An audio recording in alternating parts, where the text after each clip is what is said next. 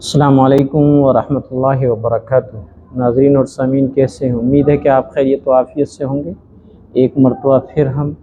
13ویں episode Sunday comment box میں آپ کے روبرو ہوتے ہیں۔ جیسا کہ آپ کو معلوم ہے کہ ہمارے سنڈے کمنٹ باکس میں آپ کو بہت ہی قیمتی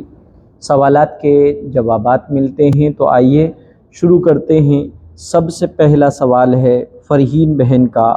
یہ کہہ رہی ہیں السلام علیکم ورحمۃ اللہ وبرکاتہ۔ وعلیکم السلام۔ کیا مردوں کا سر منڈوانا ثواب کا کام ہے؟ یعنی مرد حضرات اپنے سر کے بالوں کو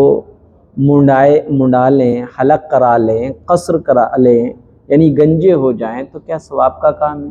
یعنی گنجی اللہ کے رسول صلی اللہ علیہ وسلم کی سنت ہے یا نہیں؟ بعض حضرات یہ کہتے ہیں کہ گنجی یعنی سر کا منڈوانا یہ سنت ہے، حالانکہ سنت نہیں ہے، کیونکہ اللہ کے رسول صلی اللہ علیہ وسلم نے اپنے سارے بالوں کو جو منڈوایا ہے وہ 4 موقعوں پر منڈوایا ہے، اور اپنے بال مبارک اور بال شریف صحابہ اکرام رضی اللہ عنہم اجمعین کے درمیان تقسیم کر دیے۔ کسی کو 5 بال، کسی کو 4، کسی کو 2، کسی کو 3، اس طریقے سے منہ مبارک جو ہے تقسیم ہو گئے۔ اور یہی وجہ ہے کہ آج دنیا کے مختلف خطے اور علاقوں میں جو مزارات ہیں،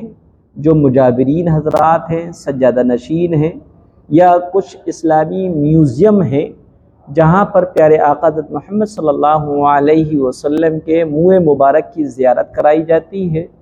تو یقینی طور پہ یہ نہیں کہا جا سکتا کہ یہ منہ مبارک وہی ہے، لیکن اتنا ثبوت ملتا ہے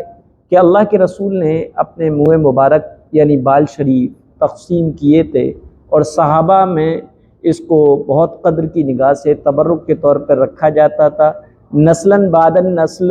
یہ جو ہے تبرکات منتقل ہوتے رہے۔ ہو سکتا ہے کسی بھی مجاور یا میوزیم میں یا کسی بھی درگاہ پر اگر منہ مبارک کو بتا کر زیارت کرائی جاتی ہے تو یہ ممکن ہے کہ وہ منہ مبارک پیارے آقا حضرت محمد صلی اللہ علیہ وسلم کے ہوں، یا یہ بھی ہے کہ لوگوں نے اس کو غلط منسوب بھی کر دیا ہو۔ بہرحال ایسی صورت میں تکذیب اور جھٹلانا نہیں چاہیے۔ اب اس سلسلے میں سمجھا جائے کہ صرف گنجی کرانا اور حلق کرانا حضرت علی رضی اللہ تعالیٰ عنہ کی عادت شریفہ تھی، کیونکہ حضرت علی رضی اللہ تعالیٰ عنہ کو غسل کی حاجت بکثرت ہوا کرتی تھی، اور اس علاقہ میں پانی کی قلت ہوا کرتی تھی۔ اب تو پانی کی بہتات ہے، لیکن اس علاقے میں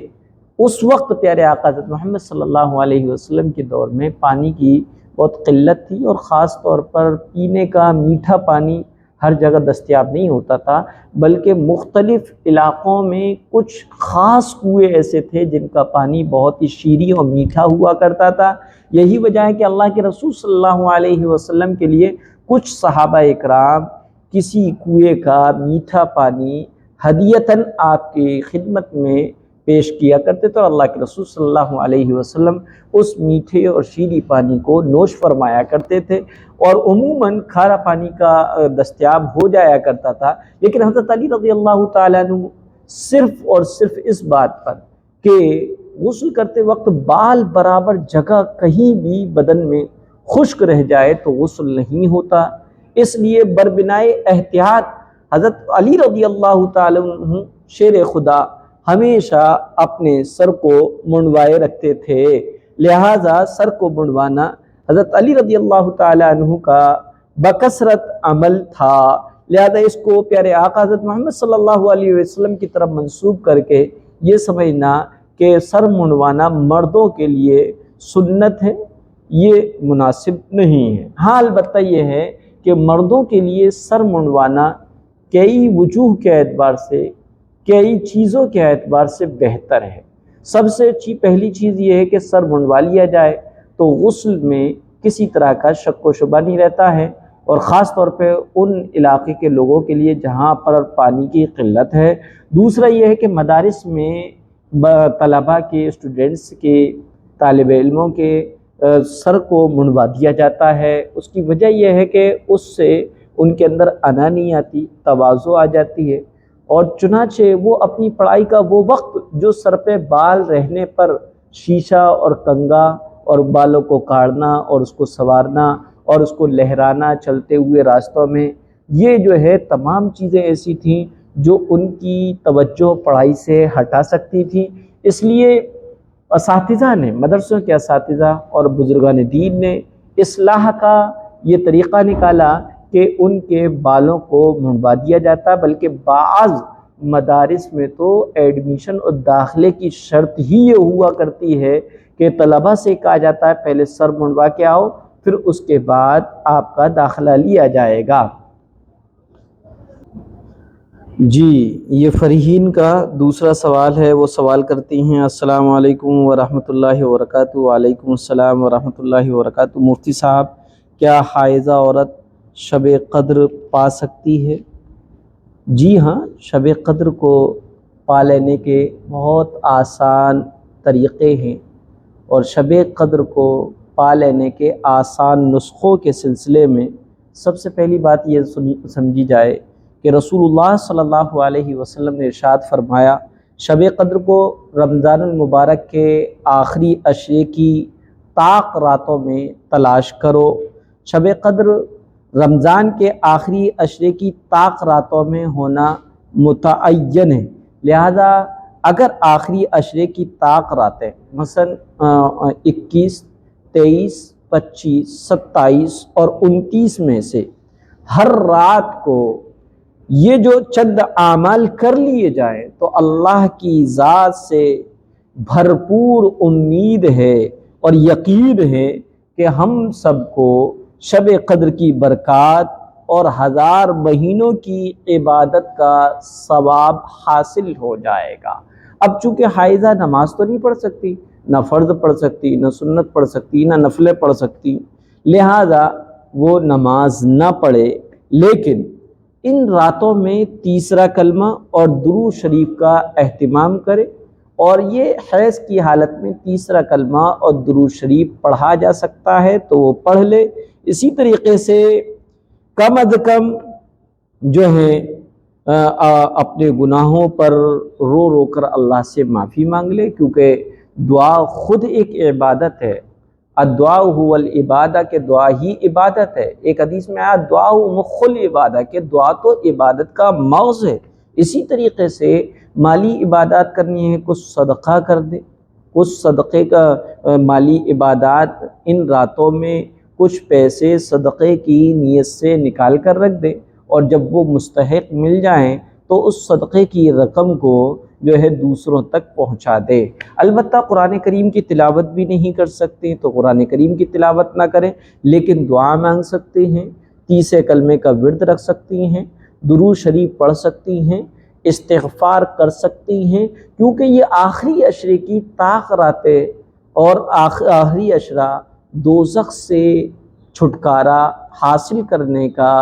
عشرہ ہے، اور اللہ تعالیٰ اس رمضان المبارک کے آخری عشرے میں دوزخ سے نجات کا اعلان فرماتے ہیں۔ تو لہذا حائضہ جو میری اسلامی بہنیں ناپاکی کی حالت میں ہیں، نماز روزہ نہیں وہ رکھ پا رہی ہیں اور نہ نماز پڑھ پا رہی، اور وہ یہ چاہتی ہیں کہ شب قدر کی راتوں کی برکت ان کو بھی حاصل ہو جائے، تو اس کے لیے وہ یہ کریں کہ تسبیحات پڑھتے رہیں، درود پڑھتے رہیں، استغفار کرتی رہیں، اور زیادہ سے زیادہ دعا مانگیں۔ انشاءاللہ یہ عمل کرنے پر امید قوی ہے کہ ان کو شب قدر کی برکات حاصل ہو جائیں گی۔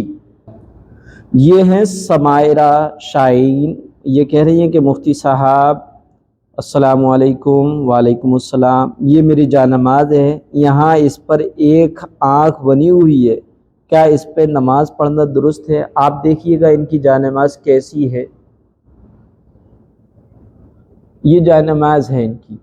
تو سمجھنا چاہیے کہ جانماز میں اصل تو یہ کہ بالکل سادہ،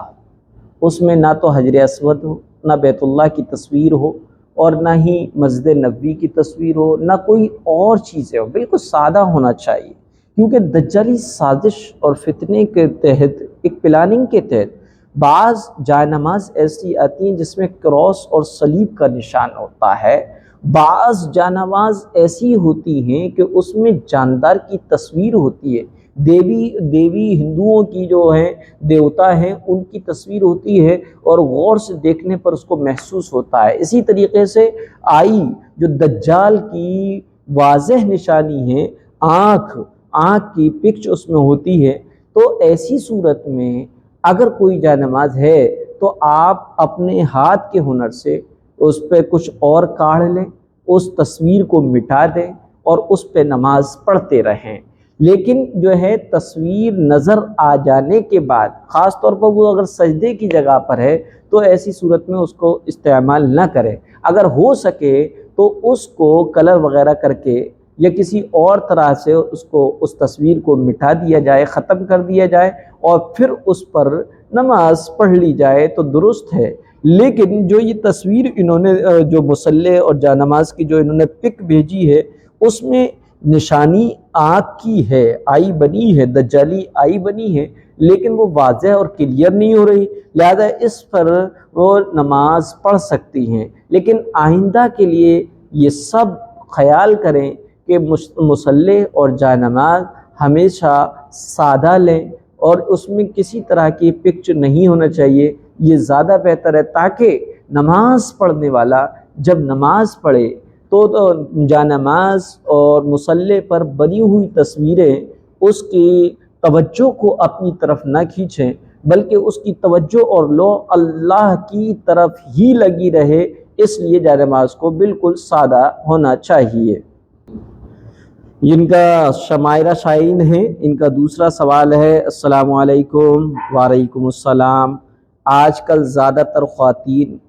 ہیئر فال کی پرابلم کی وجہ سے اونین آئل وغیرہ یوز کرتی ہیں۔ میں گھر میں اونین سے اس کا جوس نکال کر لہسن اور ادرک ملا کر لگاتی ہوں، تو کیا میں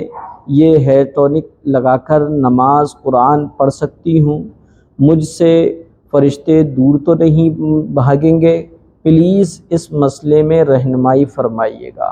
بہت اچھا مسئلہ پوچھا ہے۔ دیکھیے گا، ہر وہ چیز جس کی اسمیل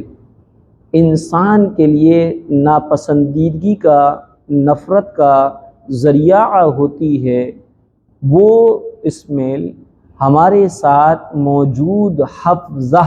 یعنی ہماری حفاظت کے لیے مثلاً کرامن کاتبین ہیں، اور وہ فرشتے جو ہمارے حفاظت کے لیے ہماری آئی پر، یہاں پر پارٹس آف باڈی پر بیٹھے ہیں، اللہ کی طرف سے ہمارے ساتھ وہ رہتے ہیں، ان فرشتوں کو بھی تکلیف ہوتی ہے۔ لیکن چونکہ آپ نے پیاز کا جو عرق نکالا ہے، جوس نکالا، اور اس میں ادرک یا لہسن وغیرہ ملا کر ہیئر فال کی پرابلم سے چھٹکارا حاصل کرنے کے لیے بالوں پر لگا لیا، اور لگے ہونے کی حالت میں آپ نے نماز پڑھ لی، تو نماز تو ہو جائے گی۔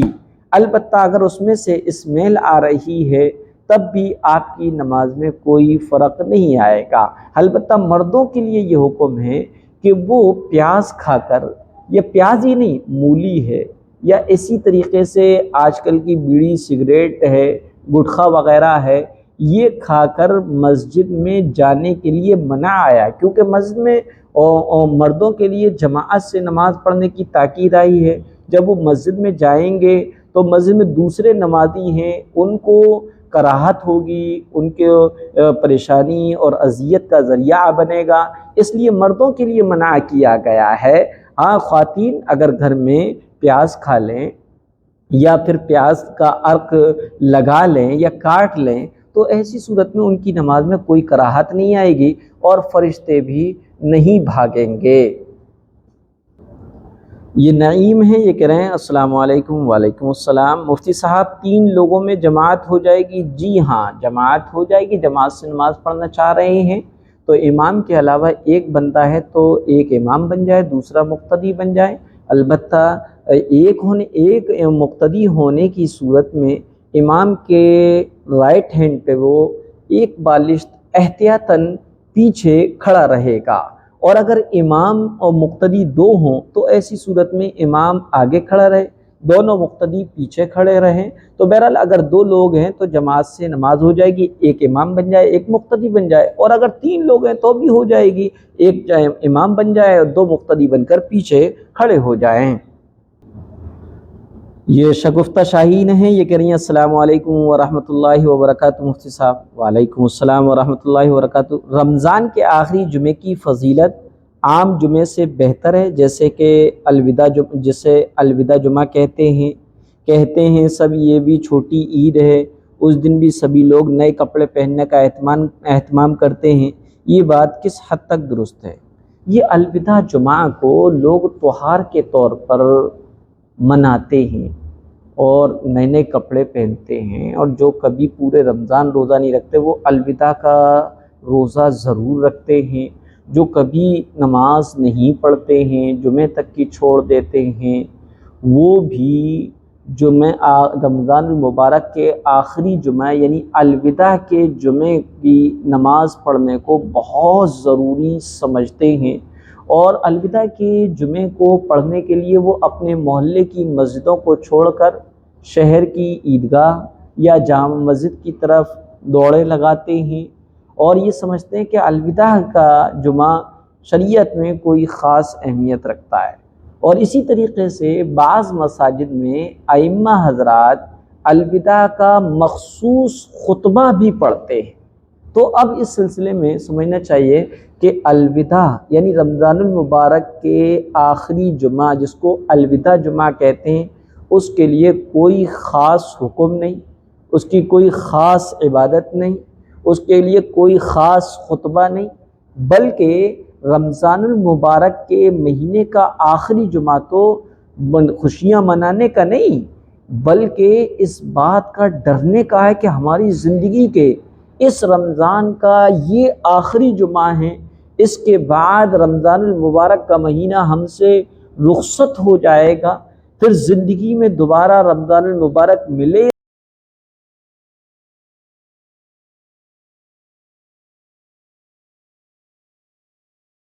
بہت اللہ سے توجہ کے ساتھ مغفرت چاہیں۔ اور جو لوگوں نے یہ سمجھ رکھا ہے کہ الوداع کو نئے کپڑے پہننا ضروری ہے، یہ بھی شریعت کا حکم نہیں ہے۔ آپ کے پاس ہیں تو نئے پہنیے گا، اور آپ کے پاس نہیں ہے تو اپنے جمعے میں ہو یا عید میں ہو، اللہ کے رسول نے فرمایا جو تمہارے کپڑوں میں سب سے بہتر اور اچھے کپڑے ان کو پہنا جائے۔ تو عید والے دن بھی نئے کپڑے پہننا ضروری نہیں ہے، نہ الوداع کے جمعے میں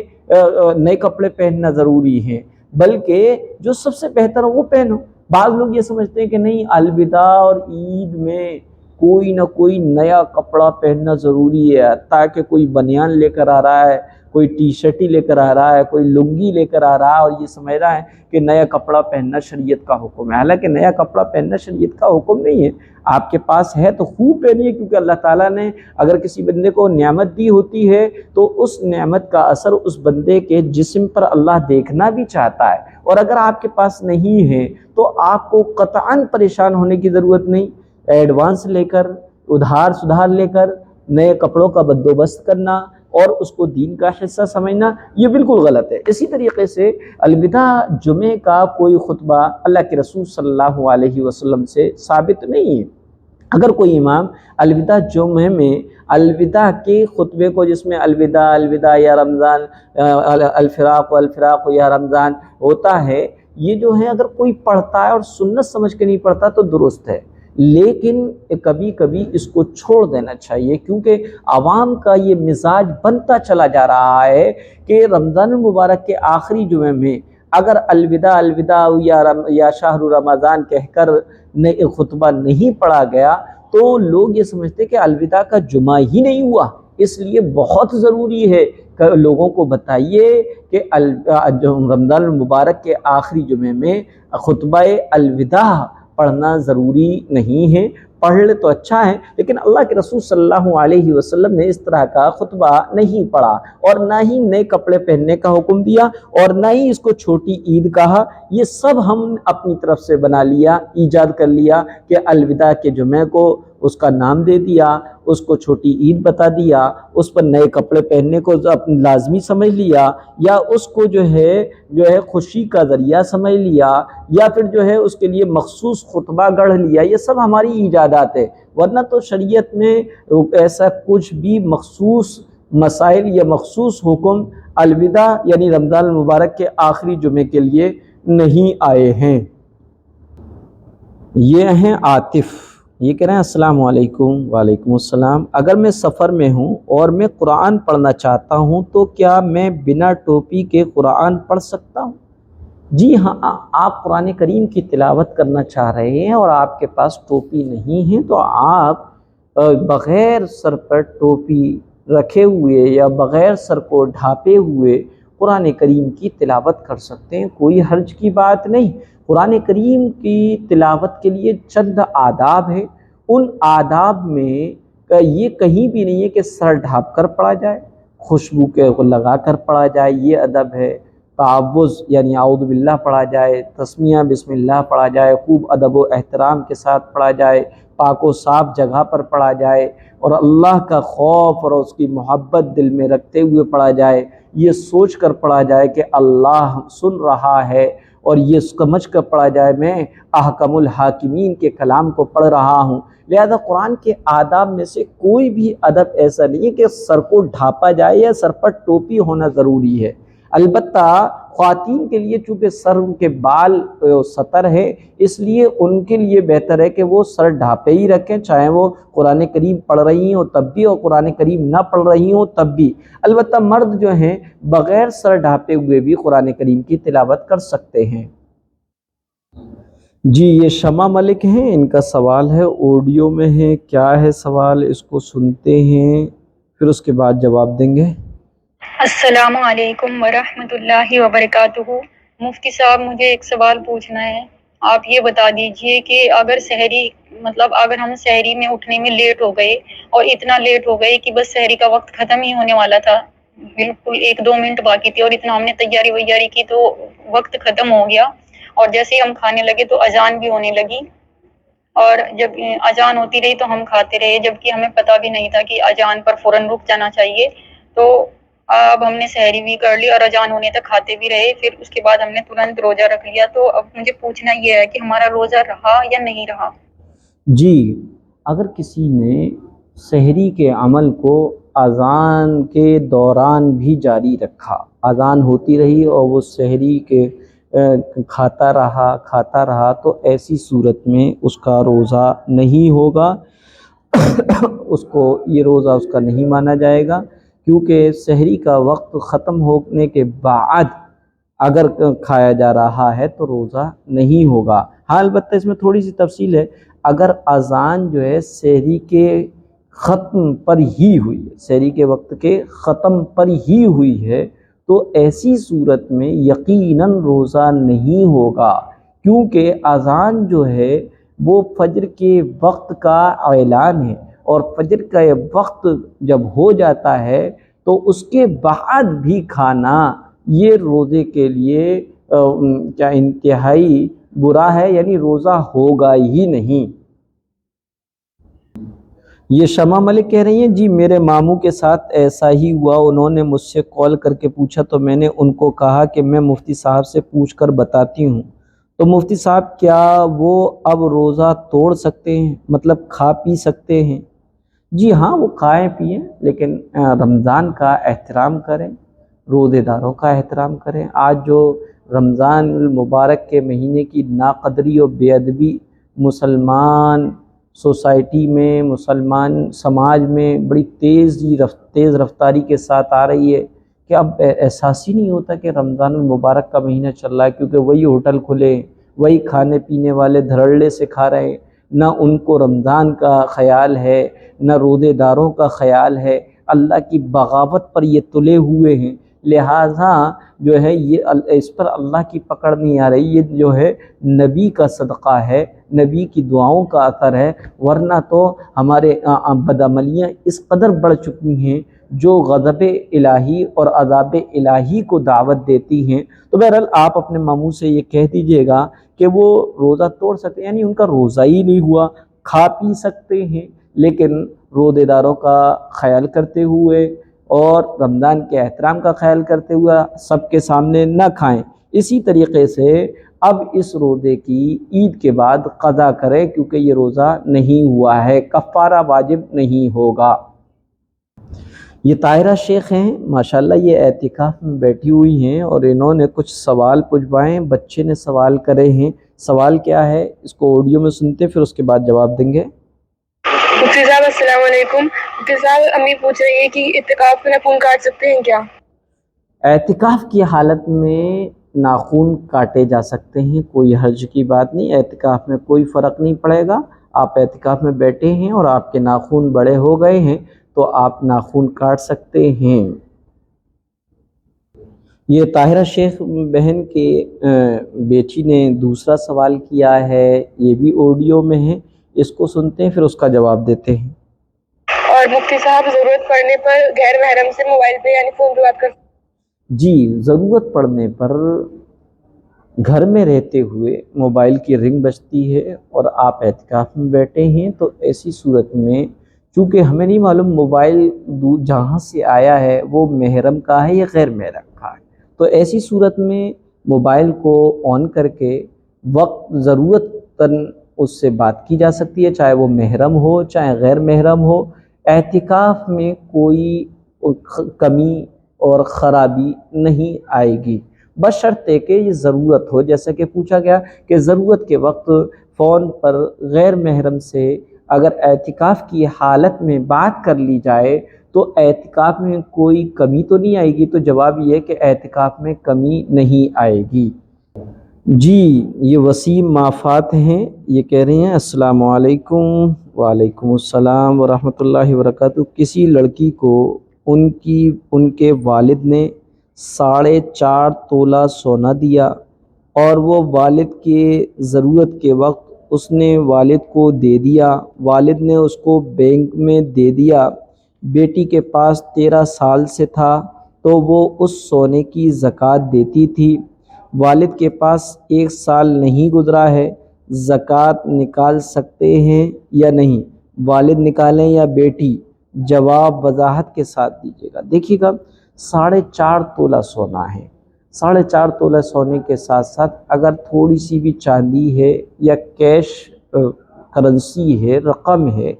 تو ایسی صورت میں یہ 4.5 تولہ سونا جس کے پاس بھی تھا، مثلاً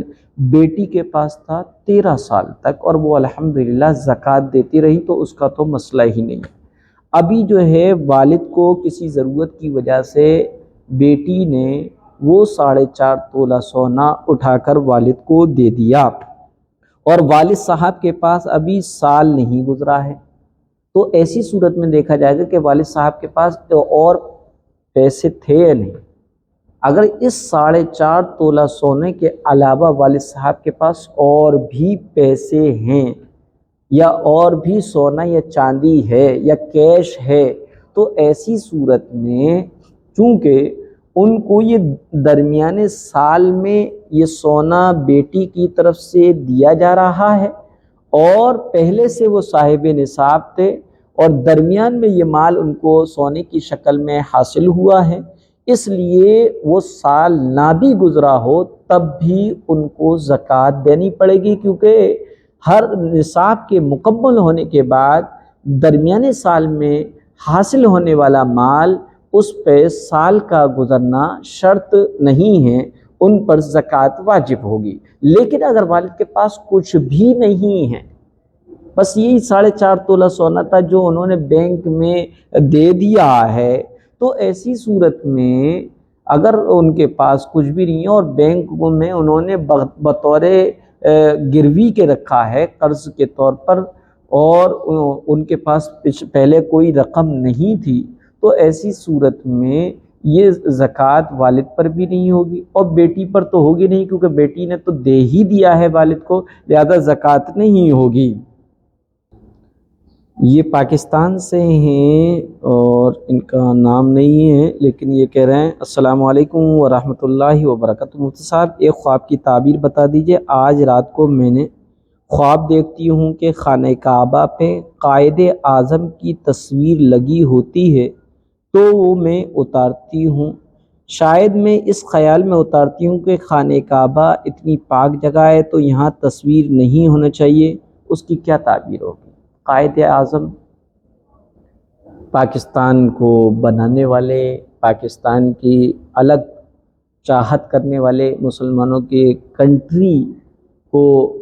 کی خواہش رکھنے والے، اور لہٰذا یہی وجہ ہے کہ مسلمانوں کو وہ ملک دیا گیا اور جس کا نام پاکستان ہے۔ لیکن ہم ہندوستان میں رہنے والے مسلمان بائی چوائس انڈین ہیں، بائی چانس انڈین نہیں ہیں۔ جن کو جانا تھا وہ چلے گئے، انہوں نے پاکستان کو اپنا ملک بنا کر وہاں پر رہنا شروع کر دیا، لیکن ہندوستان میں جو مسلمان رکے وہ اپنی مرضی سے رکے تھے۔ اس لیے ہندوستان کے تمام مسلمان ہندوستان سے محبت کرتے ہیں کیونکہ وہ بائی چوائس انڈین ہے۔ بہرحال ان کے خواب کی تعبیر یہ ہے کہ الحمدللہ ان کی دینداری ان کو دوسروں کی بدعملیوں اور دوسروں کی شریعت کے خلاف کاموں پر ان کو جو ہے ان کے سینے میں اور ان کے مزاج میں اس کی ناپسندیدگی، ناگوارگی آئے گی، اور یہ اس چیز کو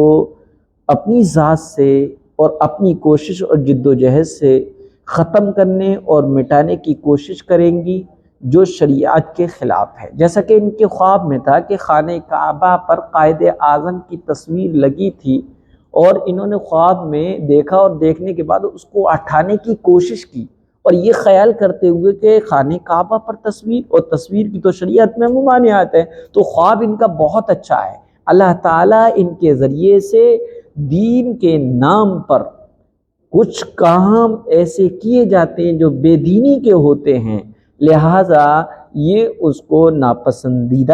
ناپسند کریں گی اور اس کو مٹانے کی کوشش کریں گی۔ اللہ تعالیٰ ہمیں بھی اس خواب کے برکات حاصل فرما اور ہمیں بھی اس برکات کا فیوز دکھا۔ ہم سب کا مزاج یہ ہونا چاہیے کہ شریعت کے مقابل میں کسی بھی چیز سے سمجھوتا نہ کیا جائے، اور شریعت کے خلاف چیزوں کو برجستہ غلط کہا جائے اور اس پہ خاموش نہ رہا جائے۔ یہ زینت شیخ بہن ہے، یہ کہہ رہی ہیں السلام علیکم مفتی صاحب، جو داڑھی نہیں رکھتے یا جن کی لمبی ہو جاتی ہے وہ قیامت کے دن الجھ کر گرتے ہیں، کیا یہ بات صحیح ہے؟ یہ بات تو نہ کسی کتاب میں سے اور کسی حدیث میں اور کسی تفسیری کتاب میں میری نظروں سے نہیں گزری۔ ہاں البتہ یہ ہے کہ داڑھی کو صاف کرنا اور منڈوانا، شیونگ کرانا بڑا کبیرہ گناہ ہے، یا پھر داڑھی کو ایک مشت سے کم کاٹنے کی جو برائی ہے وہ قرآن مجید میں بھی موجود ہے۔ قرآن پاک میں اللہ تعالیٰ نے تغییر خلق اللہ یعنی انسانی اعضاء میں اللہ تعالیٰ کی بنائی ہوئی تخلیق میں تبدیلیاں کرنے سے منع فرمایا۔ ارشاد ہوا ہے، سورہ نساء کی ایک آیت ہے، وَلَأُضِلَّنَّهُمْ وَلَأُمَنِّيَنَّهُمْ، یہ پوری آیت ہے، اس کا ترجمہ ہے، اور میں ان کو گمراہ کروں گا اور میں ان کو احساس دلاؤں گا اور میں ان کو تعلیم دوں گا جس میں وہ چوپایوں کے کانوں کو تراشا کریں گے، اور میں ان کو تعلیم دوں گا جس سے وہ اللہ تعالیٰ کی بنائی ہوئی صورتوں کو بگاڑا کریں گے، اور جو شخص خدا تعالیٰ کو چھوڑ کر شیطان کو اپنا رفیق اور دوست بنائے گا وہ صریح نقصان میں واقع ہوگا۔ یعنی شیطان یہ کہہ رہا ہے، جب اللہ تعالیٰ نے اس کو مہلت دی تھی تو اس نے وہاں پر کہا تھا کہ میں ان کو یعنی بنو آدم کو گمراہ کروں گا اور ان کو خواہشیں دلاؤں گا، چاہتے دلاؤں گا، اور ان کو تعلیم دوں گا کہ وہ چوپایوں کے کان کو کاٹیں، اور میں ان کو یہ سکھاؤں گا کہ اللہ تعالیٰ کی بنائی ہوئی صورتوں کو وہ بگاڑا کریں۔ بہرحال اس سے یہ ثابت ہو گیا کہ جو بھی تغیر خلق اللہ یہ مردوں کی داڑھی ہوتی ہے، لہذا اس کو کاٹنا، اس کو مونڈنا یہ تغیر خلق اللہ میں آتا ہے اور یہ حرام ہے، گناہ کبیرہ ہے، کیونکہ قرآن مجید اور احادیث نبویہ میں بیان کردہ احکام کے مرتبے اور درجات جاننے کا ذریعہ صحابہ اکرام رضی اللہ تعالیٰ عنہم اجمعین اور ان کے شاگرد یعنی تابعین کی تشریحات ہیں۔ صحابہ اکرام کے آثار سے اسلام کے احکام متعین ہوتے ہیں، کیونکہ وہ براہ راست نزول وحی اور اللہ کی طرف سے جو احکام آتے تھے براہ راست اس کو وہ سنتے تھے، سیکھتے تھے، سمجھتے تھے۔ انہیں کسی کام کے بارے میں کچھ ڈاؤٹ ہوتا تو اللہ کے رسول صلی اللہ علیہ وسلم سے وہ پوچھا کرتے تھے۔ تو بہر صورت جو ہے بہت سارے صحابہ اکرام رضوان اللہ علیہم اجمعین سے یہ ثابت ہے کہ انہوں نے بھی اپنے فتاوی میں کہا ہے کہ داڑھی کاٹنا یا منڈانا حرام ہے۔ اسی طریقے سے داڑھی منڈوانے کے بہت سارے گناہ ہیں۔ نبی کریم صلی اللہ علیہ وسلم کے حکم کی مخالفت ہوتی ہے، انبیاء اکرام کی سنت ہے داڑھی اور فطرت بھی ہے، لہذا انبیاء اکرام کی سنت اور فطرت کی مخالفت ہوتی ہے۔ اسی طرح اس کا یعنی داڑھی کو مونڈنا یہ کیا ہے، اعلانیہ گناہ ہے۔ داڑھی کا کاٹنا ایسا گناہ ہے جو لوگوں کی نظروں سے پوشیدہ نہیں رہ سکتا، اور گناہ کی تشہیر اور پبلسٹی کرنا خود ایک الگ گناہ ہوتا ہے۔ اللہ کی فطری بنائی ہوئی خلقت میں تبدیلی اور چہرہ بگاڑنا کا گناہ ہے۔ اسی طرح پانچواں کافروں سے مشابہت، کافروں کی کاپی کرنا ہے۔ چھٹا خواتین کے ساتھ تشبیہ ہے اور مردوں کے لیے ایسا عمل کرنا جس سے خواتین کے ساتھ مشابہت ہو، حدیث کی روح سے منع ہے، لعنت فرمائی گئی ہے۔ اسی طریقے سے ہجڑوں سے بھی مشابہت ہوتی ہے۔ اسی طرح گناہ کا کنٹینیو یعنی ہمیشہ گناہ کرنا، جب تک انسان اس عمل کا یعنی داڑھی منڈوانے کا ارتکاب کرتا رہتا ہے اس وقت تک اس کا گناہ برابر جاری رہتا ہے۔ اور نواں گناہ یہ ہے کہ داڑھی اسلامی شعار ہے اور اسلامی اور دینی شعار کی خلاف ورزی کا گناہ ہے۔ بہرحال یہ گناہ ہیں داڑھی کے، لیکن ایسا کہیں بھی نہیں آیا کہ داڑھی جو منڈوائے یا جس کی داڑھی بہت زیادہ لمبی ہو تو وہ قیامت کے دن الجھ کر گرے گا، ایسا کہیں بھی نہیں آیا۔ ہاں البتہ یہ کہ داڑھی بہت زیادہ لمبی ہو جائے اور وہ بھونڈی لگنے لگے، اس کی بے ادبی ہو رہی ہو اور جو ہے وہ اس کو سنبھالنا مشکل ہو رہا ہو تو ایک مشت کے بعد داڑھی کاٹی جا سکتی ہے۔ یہ یوسف صاحب ہیں، یہ کہہ رہے ہیں کہ مفتی صاحب یہ صحیح ہے، انہوں نے ایک پوسٹ بھیجی ہے، اس پہ لکھا بدترین مخلوق۔ حضرت عائشہ رضی اللہ تعالیٰ عنہا بیان کرتی ہیں کہ جب نبی کریم صلی اللہ علیہ وسلم بیمار پڑے تو ان کی بعض ازواج یعنی آپ کی بعض بیویاں سیدہ ام حبیبہ اور سیدہ ام سلمہ نے ایک گرجے گھر کا ذکر کیا، چرچ کو گرجا گھر کہتے ہیں،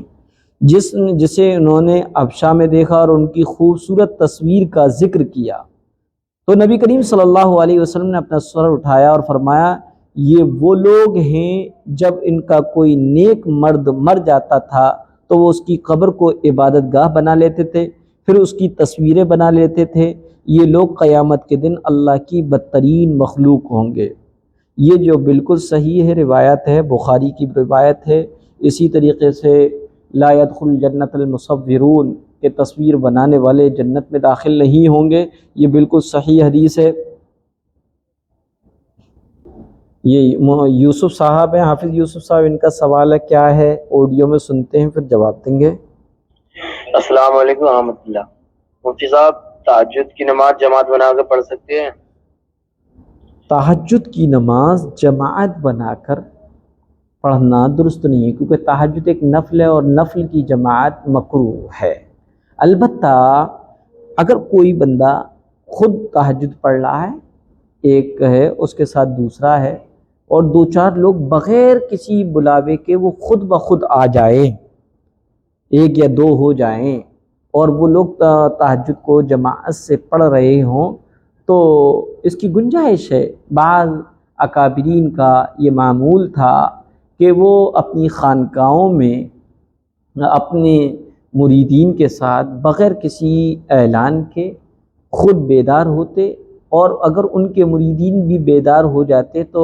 حضرت کے ساتھ تہجد پڑھا کرتے تھے۔ چنانچہ میں نے اپنے زمانے طالب علمی میں دارالعلوم میں ایک مسجد ہے، مسجد رشیدیہ، وہاں پر محمود مدنی صاحب کے والد محترم تھے مولانا اسعد مدنی رحمۃ اللہ علیہ۔ میں نے ان کے ساتھ اعتکاف کیا تو وہ اعتکاف کے آخری 10 دنوں میں جو ہے تہجد کی جماعت ہوا کرتی تھی، اور اس میں جو ہے قرآن شریف بھی پڑھا جاتا تھا، لہذا میں اس جماعت میں شامل ہو جاتا تھا۔ میری آنکھ کھلتی تھی قرآن کریم کی تلاوت کی وجہ سے، تو میں فوراً وضو بنا کر اس تہجد کی جماعت میں شامل ہو جاتا تھا۔ اور مسئلہ بھی یہی ہے کہ اگر کسی کو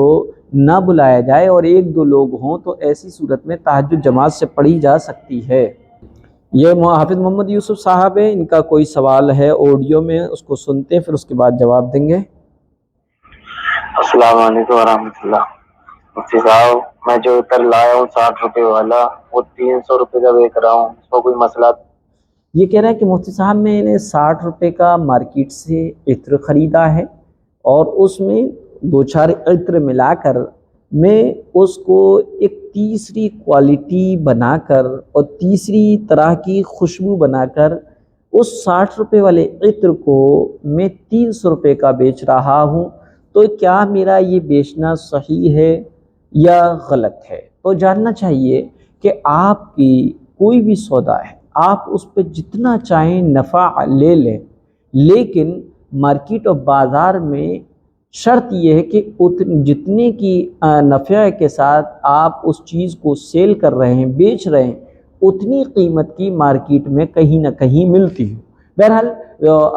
ایسی صورت میں آپ نفع کے متعین نہیں ہے شریعت میں کتنا لے سکتے ہیں، وہ جو ہے خریدنے والا آپ کی چیز کی عمدگی اور اچھائی دیکھ کر اس کو بخوشی خرید رہا ہے، تو ایسی صورت میں آپ زیادہ سے زیادہ نفع کے ساتھ اپنی چیز کو بیچتے ہیں تو یہ بیچنا جائز ہے، اور اس پہ جتنا بھی نفع آپ کو مل رہا ہے یہ نفع آپ کے لیے حلال ہے، جائز ہے۔ یہ شعیب خان ہیں، یہ کہہ رہے ہیں السلام علیکم۔ وعلیکم السلام۔ فجر کی نماز کی سنتیں نماز کے بعد کب پڑھی جائیں گی؟ اگر آپ فجر سے پہلے 2 رکعت جو سنت موقدہ ہیں وہ نہیں پڑھ پائے، یا تو اس وجہ سے کہ وقت کی تنگی تھی، یا یہ کہ جماعت کھڑی ہو چکی تھی، اور اگر آپ سنتیں پڑھنے میں لگ جاتے تو جماعت سے نماز آپ کو نہ ملتی، تو ایسی صورت میں آپ نے فجر کی 2 سنتوں کو چھوڑ دیا اور امام کے ساتھ جماعت میں شامل ہو گئے، تو ایسی کنڈیشن میں فجر کی جو 2 رکعت سنتیں رہ گئی ہیں اب اس کی قضا نہیں ہے، نہ تو فرضوں کے بعد قضا ہے نہ بعد میں کبھی قضا ہے، کیونکہ سنتوں کی قضا نہیں ہوتی۔ لیکن سنتیں فجر کی بہت زیادہ موقد ہیں، تاکید سے احادیث میں ان سنتوں کو پڑھنے کے بارے میں آیا ہے، اس لیے علماء نے لکھا ہے کہ اشراق کے وقت، سورج نکل جانے کے بعد اشراق کے وقت بطور نفل جو ہے ان سنتوں کو پڑھ لے، تاکہ نفس جو ہے سنتوں کے چھوڑنے کا عادی نہ ہو سکے۔ یہ عبداللہ زبیر ہیں ممبئی سے، یہ کہہ رہے ہیں کہ تراویح کی جو رکعت چھوٹی ہوئی ہیں اس کو جماعت کے وطر کے بعد ادا کر سکتے ہیں کہ پہلے چھوٹی ہوئی تراویح پڑھیں پھر اس کے بعد وطر کو الگ پڑھیں؟ تو ایسی صورت میں جو تراویح کی جو رکعتیں چھوٹ جاتی ہیں ان کو بعد میں پڑھ لیں، پہلے وطر کی نماز جماعت کے ساتھ پڑھ لیں، پھر اس کے بعد چھوٹی ہوئی تراویح پڑھ سکتے ہیں۔ ان کا دوسرا سوال ہے عبداللہ زبیر صاحب کا، آڈیو میں ہے، سنتے ہیں پھر اس کے بعد جواب دیتے ہیں۔ علیکم ورحمۃ اللہ وبرکاتہ۔ مسئلہ دریافت کرنا، کہ ہمارے ایک دوست نے نیت کی تھی کہ اس کی جب منگنی یا شادی ہو جائے گی تو اس وقت وہ نکاح ہو جائے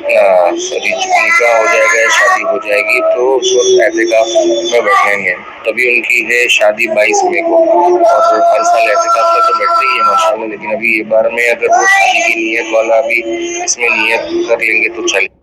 یہ کہہ رہے ہیں کہ ان کے ایک دوست ہیں جنہوں نے یہ نیت کی تھی کہ اگر میری شادی ہو گئی تو میں اعتکاف میں بیٹھوں گا، اور یہ بندے جو ہیں پہلے سے ہی اعتکاف میں بیٹھنے کا ان کا معمول رہا ہے، صرف انہوں نے نیت کی تھی. تو ایسی صورت میں کسی بھی چیز کے نیت کرنے سے وہ چیز واجب نہیں ہوتی. ہاں اگر منت مانی ہوتی تو بات علیحدہ تھی، لیکن انہوں نے نیت کی تھی. تو یہ کہہ رہے ہیں کہ میں نے جو نیت کی تھی کہ شادی کے بعد اعتکاف میں بیٹھوں گا اور رمضان کا آخری عشرہ یہ آ گیا، تو کیا میں اس میں اعتکاف کر سکتا ہوں؟ میرا سنت والا اعتکاف، مسنون اعتکاف اور جو میں نے نیت کی تھی وہ دونوں ادا ہو جائیں گے؟ جواب یہ کہ ہاں، مسنون اعتکاف ادا ہو جائے گا. رہا یہ نیت کرنے کی وجہ سے، تو آپ نے نیت میں یہ بتایا نہیں کتنے دن کا اعتکاف کرنا، صرف نیت کی تھی. تو نیت سے مراد یہ کہ آپ نے منت نہیں مانی تھی، اس لیے آپ کی نیت اور ارادہ بھی پورا ہو جائے گا اور مسنون اعتکاف بھی ادا ہو جائے گا.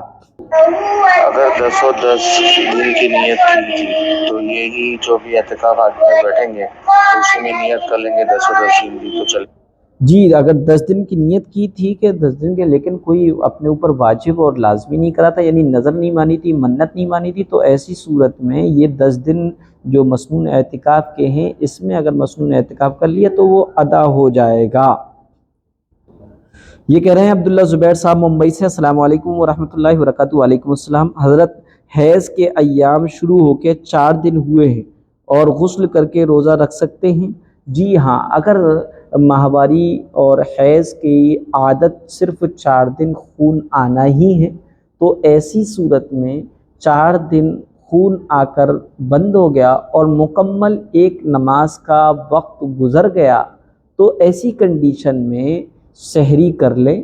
اور سحری کرنے کے بعد روزے کی نیت کر لیں اور روزہ بھی رکھ لیں. لیکن اگر روزے کی نیت کرنے اور سحری کر لینے کے بعد دن میں کسی وقت جو ہے اگر خون آ جاتا ہے تو ایسی صورت میں روزہ نہیں مانا جائے گا، کیونکہ حیض کی زیادہ سے زیادہ وقت جو ہے 10 دن ہے. اگر کسی کے عادت سے زیادہ 10 دن کے اندر اندر خون آ جاتا ہے تب بھی وہ حیض ہی کا شمار ہوتا ہے، اور شریعت یہ کہتی ہے کہ ان کی عادت چینج ہو گئی ہے. لہذا اگر وہ 4 دن پر مکمل ہو گیا اور 4 دن کی عادت ہی تھی اور پھر جو ہے اب وہ یہ چاہتے ہیں کہ میں نیکسٹ میں دن روزہ رکھوں، اس لیے وہ سحری کر کے روزے کی نیت کر لیں، دن میں کسی وقت نہا لیں تو ان کا روزہ ہو جائے گا. یہ ہیں ارباز مکھن پور سے، حافظ محمد ارباز صاحب. یہ کہہ رہے ہیں السلام علیکم. وعلیکم السلام. جب بچے کے کان میں اذان دی جائے تو کیا کون سی اذان دی جائے، فجر کی یا ظہر میں جو دی جاتی ہے وہ؟ میں نے ایک کان میں اذان دی تو ایک شخص بولے کہ فجر کی اذان دی جاتی ہے، کون سی اذان دینا ٹھیک ہے؟ دیکھیے، آپ سوچ رہے ہوں گے فجر کی اذان، ظہر کی اذان، یہ علیحدہ علیحدہ کیا ہو گئے؟ ہاں، اذان کے کلمات 4 نمازوں میں الگ ہوتے ہیں، فجر میں الگ ہوتے ہیں. صرف فجر کی اذان میں 2 کلموں کا اضافہ ہوتا ہے. حی علی الفلاح کے بعد الصلاۃ خیر من النوم، الصلاۃ خیر من النوم، جس کے معنی نماز نیند سے بہتر ہے. یہ دونوں کلموں کا اضافہ صرف اور صرف فجر کی اذان میں ہوتا ہے. ظہر، عصر، مغرب، عشاء اور جمعہ، ان میں الصلاۃ خیر من النوم، حی علی الفلاح کے بعد اضافہ نہیں کیا جاتا ہے. تو اب ان کے پوچھنے کا مقصد یہ کہ بچہ جب پیدا ہوتا ہے تو بچے کے پیدا ہوتے ہی سب سے پہلے اس کے دل و دماغ میں جو آواز بیٹھے، جو آواز اس کے دماغ میں بالکل چھپ جائے اور دل کے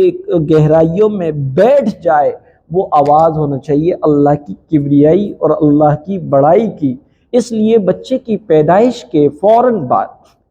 کوئی اذان دینے والا نہ ہو تو زچہ خود بھی اپنے بچے کے کان میں اذان دے سکتی ہے، کیونکہ اذان دینے کے لیے پاک ہونا شرط نہیں ہے، لہذا بچے کے سیدھے کان میں اذان دی جاتی ہے اور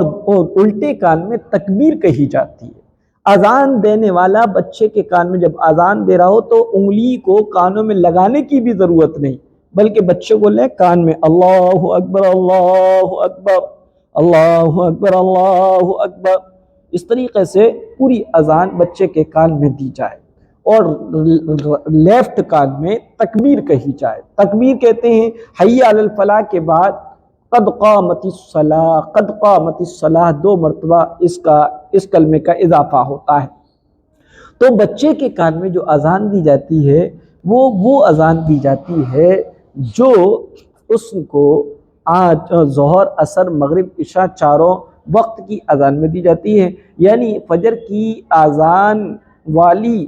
اذان بچے کے کان میں پڑھنا ضروری نہیں، سنت نہیں۔ الصلاۃ خیر من النوم، بچے کو جگائیے نہیں، وہ تو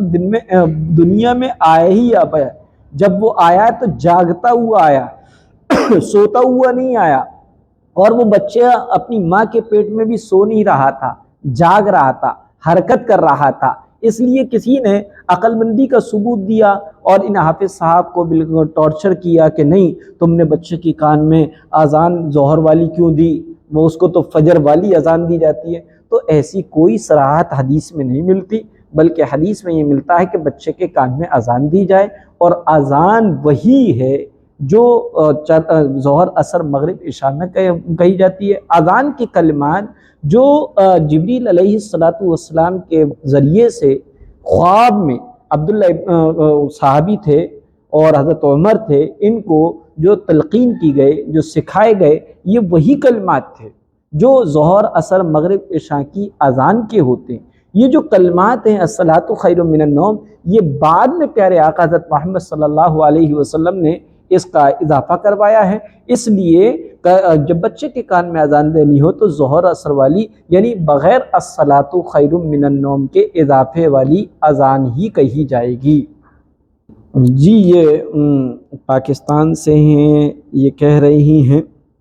السلام علیکم، ایک خواب کی ضروری تعبیر پوچھنی ہے، ابھی بتا سکتے ہیں؟ مفتی صاحب ایک خواب کی تعبیر بتا دیں کہ کسی نے خواب دیکھا وہ مسجد کے اندر اعتکاف میں بیٹھے ہیں، انہوں نے خواب دیکھا ہے کہ ان کی منگنی ہوئی ہے، حقیقت میں ابھی ان کی شادی بھی نہیں ہوئی۔ وہ کہتے ہیں میں نے خواب دیکھا کہ پتہ نہیں میری منگیتر کے ساتھ نکاح ہوا ہوتا ہے کہ نہیں، معلوم نہیں، میں اور میری منگیتر ایک جگہ بیٹھے ہوتے ہیں اور میں اس کے ہونٹوں پر کس کرنے لگتا ہوں، کافی ہم کلوز ہوتے ہیں اور میں اسے گلے لگاتا ہوں اور قمیض کے گلے سے ہاتھ اندر ڈالتا ہوں،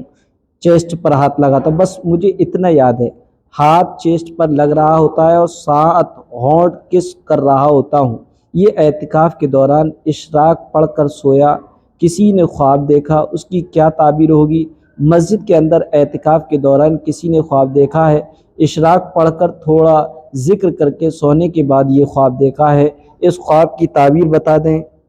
مجھے آپ کے علاوہ کوئی قابل اعتبار صحیح تعبیر بتانے والا نہیں ملتا، اس لیے آپ سے پوچھتی ہوں۔ دیکھیے گا، جو خواب ہوتے ہیں وہ مبشرات ہوتے ہیں، اللہ تعالیٰ کی طرف سے خوشخبریاں ہوتے ہیں، یا تو خواب کے اندر کسی چیز پر تنبیہ کی جاتی ہے یا آنے والے خوشیوں کا اشارہ دیا جاتا ہے۔ اور وہ خواب جو ہوتے ہیں جو اللہ کی طرف سے ہوتے ہیں وہ فجر سے پہلے کے خواب ہوتے ہیں۔ دن کے خواب جو ہیں انسانی ذہنوں کے سوچوں کی، خواہشوں کی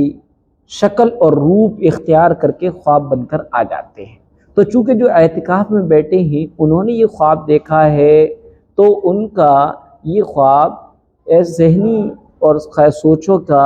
اور خیالات کا ہی نتیجہ ہو سکتا ہے، یہ من جانب اللہ نہیں ہے، کیونکہ یہ اشراق پڑھ کر سونے کے بعد دیکھا گیا ہے، دن کا خواب ہے، اس کی کوئی تعبیر نہیں ہے۔ یہ کہہ رہی ہیں کہ مفتی صاحب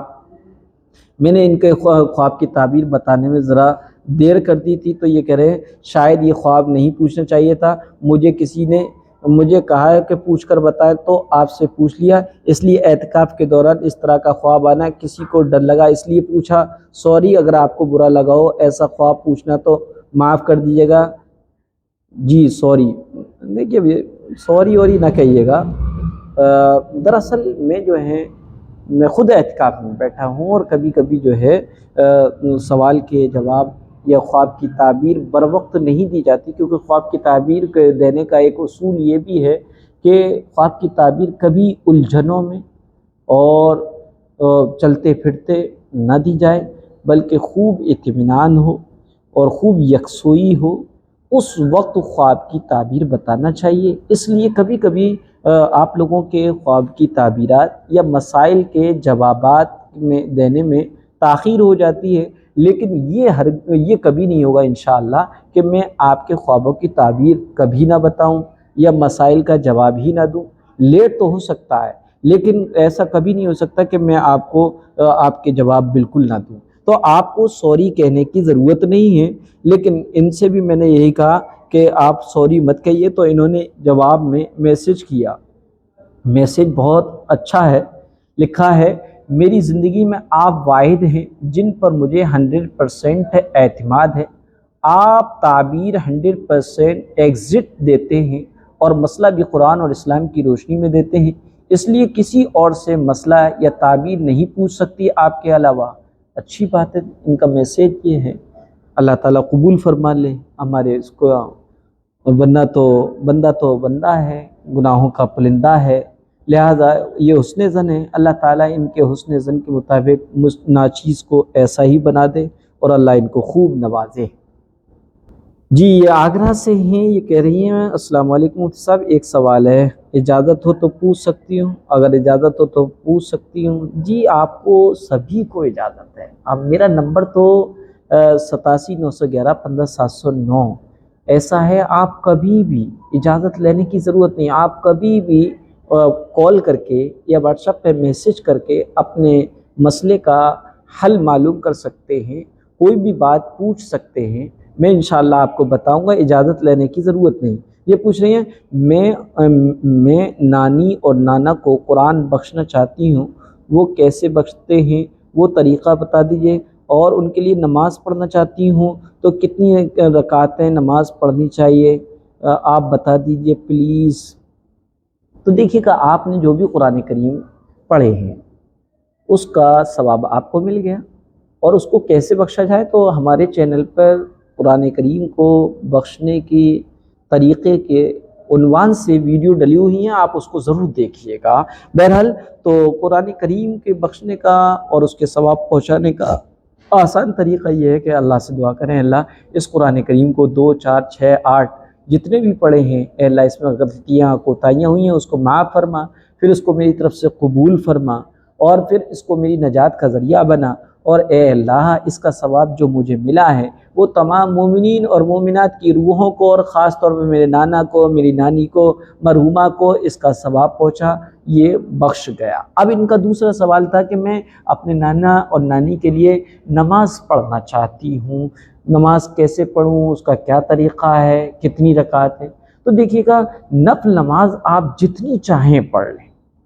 نیت ایسا کریں گے، نیت کرتی ہوں میں 2 رکعت یا 4 رکعت نماز نفل واسطے اللہ تعالیٰ کے، منہ میرا قبلے کی طرف، جتنی بھی رکعتیں آپ نفل نماز کی پڑھیں، اس کو پڑھنے کے بعد ہاتھ اٹھا کر دعا کریں، اے اللہ یہ نفل عبادت میں نے کی ہے،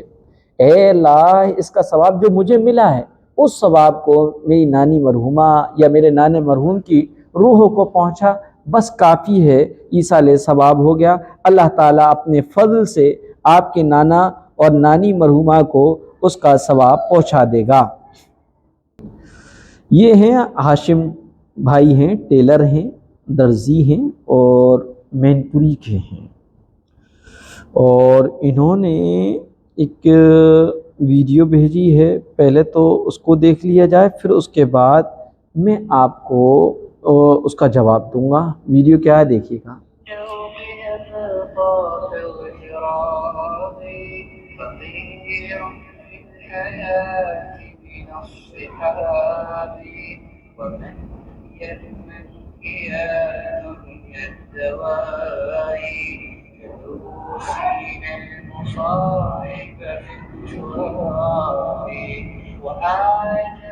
تو میں آپ کو بتا دوں یہ ویڈیو کیا ہے. یہ ویڈیو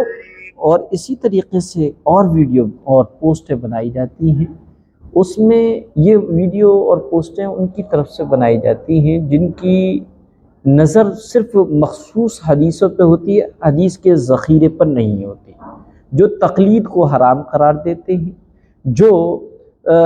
جن کے یہاں پر عمل صحابہ حجت نہیں ہے. وہ مرد اور عورت کے سجدے میں کوئی فرق نہیں کرتے اور ایسی پوسٹ بناتے ہیں کہ جو عورتوں کا اور مردوں کے سجدے کے طریقے کو ایک بتاتے ہیں. عورت اور مرد کی نماز کے فرق کو نہیں مانتے ہیں اور حدیثوں سے پروو کرتے ہیں، حالانکہ اس میں حدیث میں سجدے کا طریقہ بتایا گیا، مردوں کے لیے عورتوں کا ذکر بھی نہیں ہے، لیکن اس کو جو ہے وہ اس طریقے سے پوسٹ کرتے. ایسی اس میں یہ بتایا گیا ہے کہ مرد حضرات جب سجدے میں جائیں تو پہلے اپنے ہاتھوں کو رکھیں اور پھر اس کے بعد اپنے ناک کو پھر پیشانی کو رکھیں. حالانکہ سنت طریقہ یہ ہے کہ پہلے گھٹنے رکھیں، پھر اس کے بعد دونوں ہاتھ رکھیں، پھر ناک رکھیں، پھر پیشانی رکھیں، اور سجدے سے اٹھتے وقت پہلے پیشانی، پھر ناک، پھر ہاتھ، پھر گھٹنے اٹھ کے قیام کے لیے کھڑے ہو جائیں. یہ طریقہ صحیح ہے. جی ہاشم بھائی ہیں اور ان کا دوسرا سوال ہے. میرے ذہن میں ایک سوال ہے، ہر سال آتا ہے اللہ کے محبوب نے تراویح کی نماز بجماعت 3 دن ہی پڑھائی اور 8 رکعت ہی پڑھائی، باقی راتوں میں نہیں پڑھائی تاکہ یہ نماز امت پر فرض نہ ہو جائے، اور یہ 3 دن تہجد کے وقت پڑھائی، عشاء کے وقت نہیں. پھر بھی رمضان کے مبارک مہینے میں یہ نماز امت اکثر پڑھتی ہیں، جیسے فرض نماز پڑھتے ہیں، اور وہ بھی 20 رکعت. سوال یہ بھی ہے کہ 20 کی جگہ 8 رکعت پڑھے تو کیا وہ صحیح نہیں؟ سوال یہ بھی ہے کہ جو آدمی یا عورت 29 رکعت نہ پڑھنے کی قوت کی وجہ سے تراویح کی نماز ہی نہ پڑھتے، اور جب ان سے کہا جاتا ہے کہ 8 رکعت ہی پڑھ لیا کرو، 8 رکعت سنت بھی ہے، تو وہ کہتے ہیں کہ 8 رکعت جائز ہی نہیں، 20 ہی پڑھنا چاہیے، اور وہ 20 کی گنتی کے لیے تراویح نہیں پڑھتے. اور یہ بھی کہتے ہیں کہ اگر 8 کی اجازت ہو تو 8 تو ہمت کر کے پڑھ سکتے ہیں. سوال یہ بھی ہے کہ عورت پر بھی 20 نمازیں ہیں، یا نماز 20 رکعت تراویح کی نماز ہے یا 8؟ کیونکہ 20 کی تعداد کی وجہ سے عموماً گھروں میں عورتیں تراویح کی نماز پڑھتی ہی نہیں. 8 رکعت اور 20 کا مطلب حل کر دو جناب. تو دیکھیے گا 8 رکعت اور 20 رکعت میں بڑی لڑائیاں ہوتی ہیں، بڑے دلائل دیے جاتے ہیں. میں دلائل سے بات نہیں کر رہا، میں آپ کو ایک بات سمجھانا چاہتا ہوں کہ تراویح کی نماز اللہ کے رسول صلی اللہ علیہ وسلم نے پڑھی ہے، یہ سب کو تسلیم ہے. 3 دن پڑھی ہے، پھر نہیں پڑھی. اس کا ریزن، اس کی وجہ یہ تھی کہ صحابہ کا بے انتہا شوق اور رغبت اس نماز کی طرف بڑھ رہا تھا جس کو اللہ کے رسول نے سمجھ لیا تھا. اس لیے اللہ کے رسول 3 دن کے بعد جماعت سے نماز تراویح پڑھانے کے لیے اپنے حجرے مبارک سے نہیں نکلے. کہیں ایسا نہ ہو کہ صحابہ کے شوق اور رغبت کی وجہ سے یہ نماز میری امت پہ فرض قرار دے دی جائے. پھر اس کے بعد صحابہ اکرام اس نماز کو مسجد میں رہ کر یا گھروں میں تنہا پڑھتے تھے. پھر دور آتا ہے حضرت عمر رضی اللہ تعالیٰ عنہ کا. حضرت عمر رضی اللہ تعالیٰ عنہ وہ صحابی ہیں جن کو مراد رسول کہا جاتا ہے، یعنی اللہ کے رسول نے ان کو دعا میں مانگا ہے. تمام صحابہ پیارے آقا حضرت محمد صلی اللہ علیہ وسلم کے مرید تھے، انہیں مرید رسول کہا جاتا ہے. عمر کو مراد رسول کہا جاتا ہے. عمر وہ ہیں جن کی شان میں اللہ کے رسول نے فرمایا لو کان نبیا بعدی لکان عمر، اگر میرے بعد کوئی نبی ہوتا تو عمر نبی ہوتے، لیکن چونکہ میں انا خاتم النبیون، کہ میں خاتم النبی ہوں، یعنی پیارے آقا نے فرمایا میں خاتم النبیون ہوں اور میرے بعد کوئی نبی نہیں آئے گا، اس لیے عمر بھی نبی نہیں ہو سکتے. اور تیسری شان یہ ہے کہ حضرت عمر رضی اللہ تعالیٰ عنہ کی سوچ اور رائوں کی تائید اللہ تعالیٰ نے قرآن کریم کی وحی کے طور پر جو ہے نازل فرمائی۔ تو حضرت عمر کا وہ مقام و مرتبہ ہے۔ حضرت عمر رضی اللہ تعالیٰ عنہ جب خلیفہ بنتے ہیں، میں اب یہاں پر آپ کو صحابہ کی جرأت اور ان کی غیرت اور دینی حمیت کو بتاتا ہوں کہ جب حضرت عمر رضی اللہ تعالیٰ عنہ خلیفۃ المسلمین ہوئے تو انہوں نے خطبہ دیا اور کہا کہ اگر میں عمر تمہارا خلیفہ بن کر شریعت کے خلاف، قرآن اور حدیث کے خلاف کوئی کام کروں یا کرنے کا حکم دوں تو تمہارا کیا عمل ہوگا؟ تو ایک کمزور سے صحابی مجمع کے درمیان میں سے کھڑے ہوئے اور کہا عمر تلوار سود کے یہ تلوار ہوگی تمہارا سر ہوگا، یہ تلوار ہمارا فیصلہ کرے گی اس وقت۔ تو صحابہ کی یہ غیرت تھی، صحابہ کی یہ دینی حمیت تھی۔ تو جس دور عمر میں حضرت عمر رضی اللہ تعالیٰ عنہ نے صحابہ کی جمعیت اور صحابہ کی اجتماع میں ان کے مشورے سے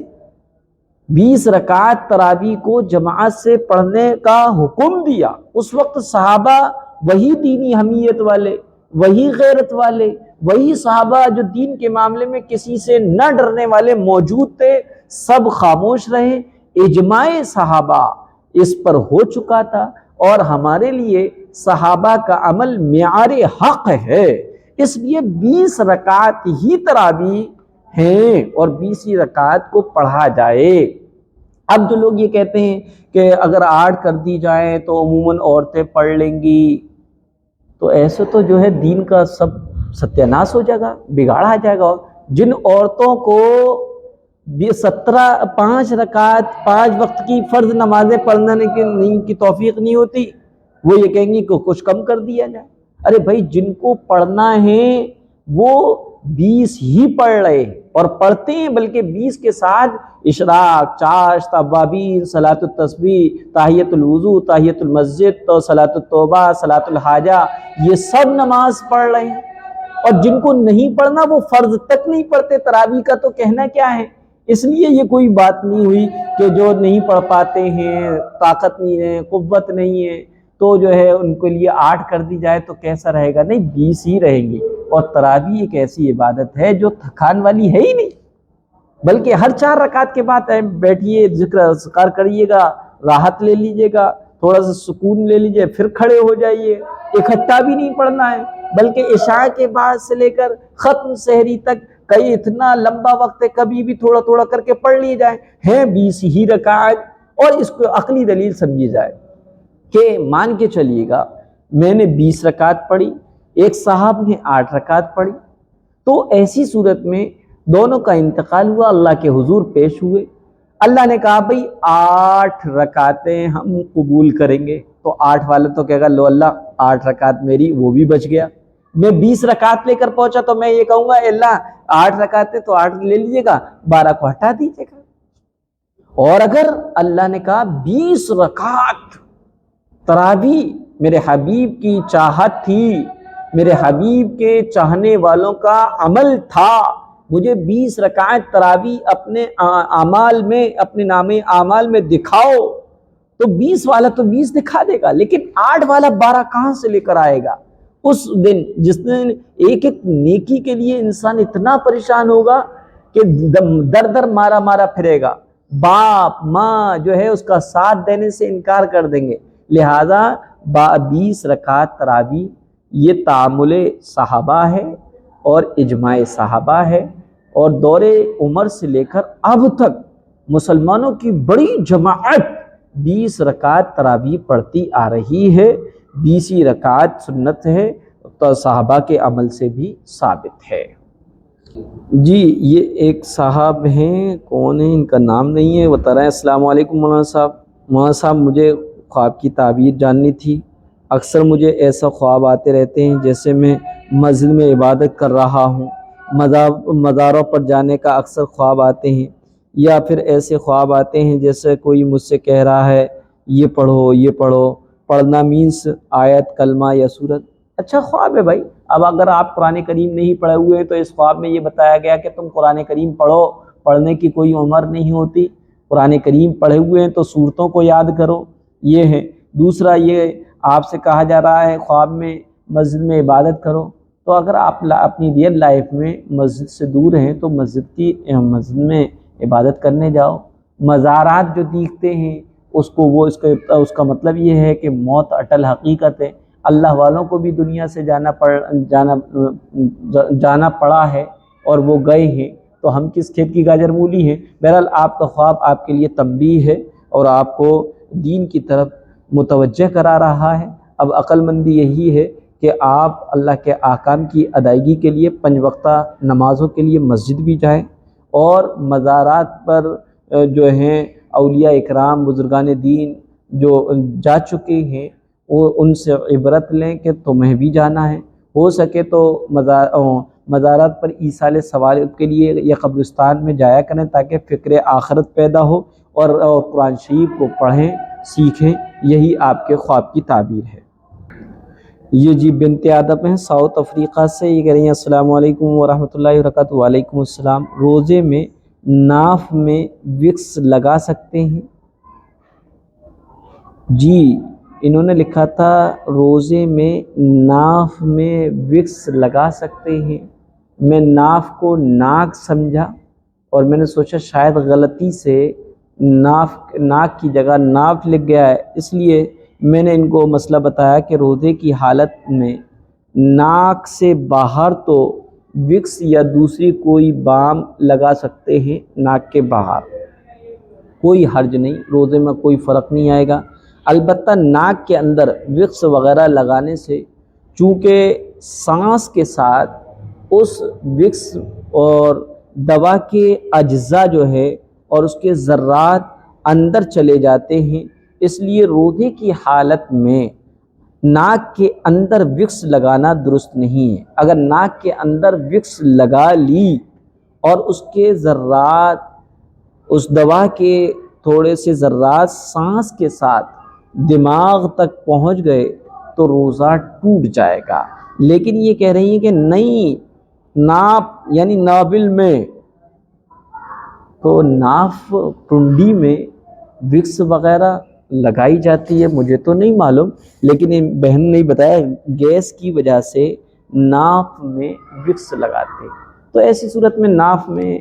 اور ٹنڈی میں روزے کی حالت میں وکس بھی لگا سکتے ہیں، تیل بھی لگا سکتے ہیں، کیونکہ ناف کے اندر سوراخ نہیں ہوتا، تو جو چیز اس پہ لگائی جائے گی، وکس لگائے جائے یا تیل لگائے جائے، تو وہ معدے میں پیٹ کے اندر نہیں پہنچے گی۔ ہو سکتا ہے اس کے اثرات پیٹ میں پہنچتے ہوں اور جس کی وجہ سے جو ہے گیس کی پرابلم صحیح ہو جاتی ہے، تو ایسی صورت میں معدے میں دل و دماغ میں اگر کسی چیز کا اثر پہنچتا ہے تو اس سے روزہ نہیں ٹوٹتا۔ ہاں اگر وہی چیز معدے میں یا دماغ میں یا پیٹ میں پہنچتی ہے تو روزہ ٹوٹ جاتا ہے، لیکن ناف میں وکس لگانے کی شکل میں روزہ نہیں ٹوٹے گا۔ روزے کی حالت میں ناف میں تیل یا وکس لگا سکتے ہیں۔ یہ گل صبا ہیں، گل صبا کہہ رہی ہیں کہ مفتی صاحب روم میں ہی کچھ حصہ ہو جہاں گھر کے کچھ سامان رکھے ہوں تو کیا اٹھ کے اس گھر کے سامان کو اعتکاف کی حالت میں اٹھا لیا جائے، اس جگہ کو چھوڑ کر جہاں پر اعتکاف کی نیت سے بیٹھے ہیں تو کیا اعتکاف ٹوٹ جائے گا؟ دیکھیے جو بہنیں، اسلامی بہنیں اعتکاف میں بیٹھی ہوئی، جس کمرے میں وہ اعتکاف میں بیٹھی ہیں وہ کمرہ پورا ان کے لیے ایک جگہ کے حکم میں ہے، وہ پورے کمرے میں یہاں وہاں ٹہل سکتی ہیں، تو اس سے اعتکاف نہیں ٹوٹے گا۔ البتہ گھریلو کام کاج، سلائی کڑھائی بنائی وغیرہ اٹھ کر کہیں روم میں جا کر دوسرے روم میں جا کر کیا جائے گا تو اس سے اعتکاف ٹوٹ جائے گا۔ اعتکاف کی جگہ میں رہتے ہوئے کچھ گھریلو کام کیے جائیں، افطاری بنا لی جائے، سحری تیار کر لی جائے، تو اس سے اعتکاف میں کوئی خرابی نہیں آئے گی، اعتکاف اپنی حالت پر باقی رہے گا۔ یہ جو ہیں سارہ علی ہیں، یہ کہہ رہی ہیں السلام علیکم، میں نے اپنے خواب میں دیکھا تھا، بہت ہی عجیب خواب تھا میں اس خواب سے بہت اٹھنے کی کوشش کر رہی تھی مگر میں اٹھ نہیں پا رہی تھی۔ میں نے دیکھا ہے کہ ایک ڈبے میں سے سانپ نکل کے آ رہا ہے اور ایک بلی ہے۔ خواب کی کیا تعبیر ہے؟ خواب پورا ہی نہیں بتایا، پر ڈبے میں سے سانپ نکل کر آ رہا ہے، بلی دیکھی ہے آپ نے۔ تو یقیناً جو ہے سانپ کو دیکھنا کسی گناہ کی طرف اشارہ ہے۔ اگر آپ کی لائف دیندار نہیں ہے، آپ کے اندر آپ کی لائف میں اللہ کے احکام کی ادائیگی نہیں ہو رہی ہے، تو یاد کیجئے گا، تنبیہ ہے آپ کو کہ قبر میں اسی طرح کے سانپ اور بچھو عذاب کی شکل میں ہم پر مسلط کر دیے جائیں گے۔ اس لیے نماز کے، قرآن کریم کے پڑھنے کو اور اللہ کے حکموں کے مطابق زندگی گزارنے کو لازمی پکڑ لیجئے، اور یہی اس خواب کی تعبیر ہے۔ یہ نازیہ سیفی ہیں، یہ کہہ رہی ہیں السلام علیکم ورحمۃ اللہ وبرکاتہ۔ وعلیکم السلام ورحمۃ اللہ وبرکاتہ۔ یہ کہہ رہی ہیں کہ مفتی صاحب، رمضان میں اگر کسی کا انتقال ہو تو کیا وہ جنت میں جاتا ہے؟ رمضان المبارک اور جمعے کے دن انتقال کرنے والوں کے بارے میں احادیث میں، روایات میں آتا ہے، ان سے قبر کا عذاب ہٹا دیا جاتا ہے۔ اب یہ عذاب صرف رمضان المبارک اور جمعے کے دن ہٹایا جاتا ہے یا قیامت تک ہٹا دیا جاتا ہے؟ تو اس کے بارے میں بعض علماء فرماتے ہیں صرف رمضان المبارک کے مہینے میں اور جمعے کے دن یہ عذاب قبر اس رمضان میں اور جمعے کے دن مرنے والے سے ہٹا دیا جاتا ہے۔ اور بعض علماء فرماتے ہیں نہیں، قیامت تک اس رمضان المبارک یا جمعے کے دن مرنے والے سے قبر کا عذاب ہٹا دیا جاتا ہے، اور یہ قبر میں راحت و آرام کے ساتھ رہتا ہے۔ زیادہ راجح اور قوی یہی معلوم ہوتا ہے کہ مسلمانوں کے حق میں یہ حکم عمومی ہے۔ اگر کسی مسلمان کا انتقال رمضان المبارک یا جمعے کے دن ہو جائے تو قیامت تک عذاب قبر اور منکر نکیر کے سوال سے محفوظ رہے گا، اور اللہ کی رحمت سے یہ بعید بھی نہیں ہے کہ وہ حشر میں بھی اس سے حساب نہ لے، جیسا کہ حضرت تھانوی رحمۃ اللہ علیہ نے لکھا ہے کہ رمضان میں اگر انتقال ہو تو ایک قول یہ ہے کہ قیامت کے دن حساب نہیں ہوتا، یہی من کو بھی لگتا ہے۔ اور اللہ کے رسول صلی اللہ علیہ وسلم کا فرمان ہے حدیث قدسی میں کہ انا عند ظن عبدی، کہ میں اپنے بندے کے گمان کے مطابق ہوتا ہوں۔ بہرحال اس پر عمل کرتے ہوئے اللہ سے یہ امید رکھی جائے کہ اللہ جو حشر کے دن بھی اس سے حساب و کتاب نہ لے۔ رمضان المبارک میں انتقال کر جانے والا اور جو ہے جمعے کے دن انتقال کر جانے والے سے اللہ تعالیٰ نہ قبر میں حساب و سوال جواب کرے، نہ قبر میں اس سے کوئی عذاب اور سختی ہو، اور نہ ہی حشر کے دن کوئی سوال و جواب ہو، بلکہ بلا حساب و کتاب اللہ اپنے فضل سے جنت میں داخل فرما دے۔ اور غیر ایمان والا ہے تو اگر کوئی غیر مسلم رمضان المبارک میں مر جائے تو صرف رمضان المبارک کے احترام میں رمضان المبارک تک وہ عذاب قبر سے محفوظ رہے گا، جب یعنی برزخ میں، قبر تو ہوتی نہیں ہے، عذاب قبر سے مراد یہ ہوتا ہے برزخی عذاب سے محفوظ رہے گا، اور رمضان کے بعد پھر اس پر عذاب اسٹارٹ ہو جائے گا۔ رمضان میں انتقال کرنے والے کے متعلق جنتی ہونے کی بشارت جو ہے کسی کتاب سے تو نہیں گزری، البتہ عذاب قبر نہ ہونے یا عذاب قبر کے اڑ جانے کی بشارت احادیث میں بکثرت آئی ہے۔ جی یہ ہیں نازیہ سیفی ہیں اور پوچھ رہی ہیں مفتی صاحب میرا سوال یہ بھی ہے، کیا موسیٰ علیہ السلام نے اللہ سے ہم کلام کی تھی؟ وہ تو شاید کوہ طور پہاڑ پر بے ہوش ہو گئے تھے۔ جی ہاں، موسیٰ علیہ السلام کو موسیٰ کلیم اللہ کہا جاتا، اللہ سے بات کرنے والا، لہٰذا موسیٰ علیہ السلام نے اللہ سے کلام کیا ہے، اور اس کا ذکر قرآن کریم میں ہے۔ اللہ تعالیٰ نے کہا انی انا اللہ، میں اللہ ہوں، فخلع نعلیک، اے موسیٰ اپنے جوتے کو اتار دو، تم چونکہ وادی مقدس میں ہو،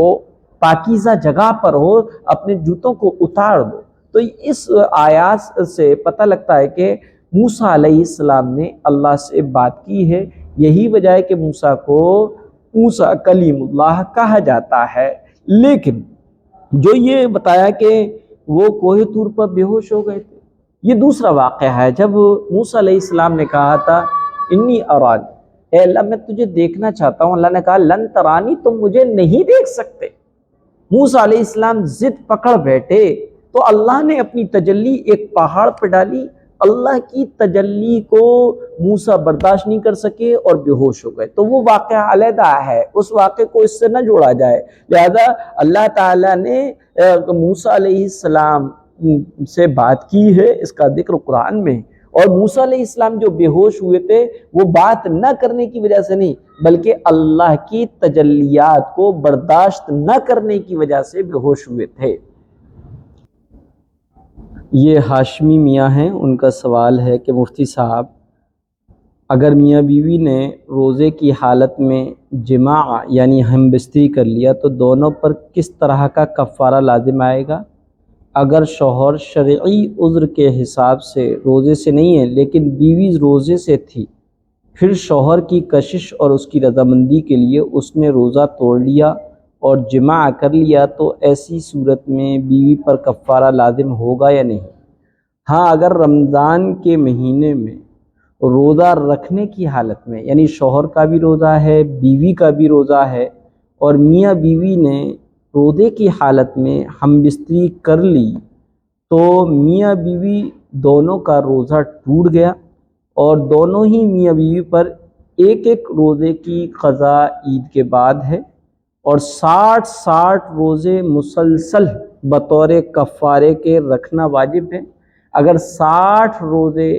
نہ رکھ سکیں تو 60 مسکینوں کو دونوں وقت پیٹ بھر کر کھانا کھلائیں، یہ روزے کا کفارہ ہے۔ البتہ اگر رمضان کے مہینے میں شوہر کو روزہ نہیں تھا لیکن بیوی کا روزہ تھا، اور بیوی نے شوہر کی خواہش کی تکمیل کے لیے اپنا پہلے روزہ توڑا اور پھر اس کے بعد شوہر سے ہم بستر ہو گئی، تو ایسی صورت میں بیوی پر قضا، روزے کی قضا بھی ہوگی اور کفارہ دونوں واجب ہوں گے، یعنی ایک روزے کی قضا اور 60 روزے کفارے کے طور پر مسلسل رکھنا واجب ہوں گے۔ اور اگر 60 روزے مسلسل نہیں رکھ سکتے تو ایسی صورت میں جو روزے کا کفارہ ہے 60 مسکینوں کو دونوں وقت پیٹ بھر کر کھانا کھلانا، یہ کرنا پڑے گا، اور 60 مسکینوں کو چاہے ایک وقت میں کھلا دیں چاہے 60 دنوں میں کھلا دیں، بہرحال 60 مسکینوں کو دونوں وقت پیٹ بھر کر کھانا کھلانا ہے، تو یہ جو ہے روزے کا کفارہ ہے۔ یہ پاکستان سے ہیں، یہ ان کا کچھ سوالہ ہے یا کیا ہے، آڈیو میں ہیں، پہلے اس کو سنتے ہیں پھر اس کے بعد جواب دیں گے۔ السلام علیکم ورحمۃ اللہ۔ مفتی صاحب، میرا خواب تھا کہ تقریباً 7 بجے صبح 7 بجے میں نے خواب دیکھا ہے کہ ان دنوں کا رمضان میں میں نے کوئی خواب شاب نہیں دیکھا، لیکن یہ کہ 7 بجے 8 بجے جب میں جاگی ہوں تو صبح 8 بجے تھی، میں شام پڑھتے سمے کہ شام کو دکھنے پڑھتے سے روز پڑھتے وہ آج بس میری رات کی خواب تھی تو اتنی وجہ سے شاخی ہوئی ہے کہ پڑھتے سمے ساتھ ساتھ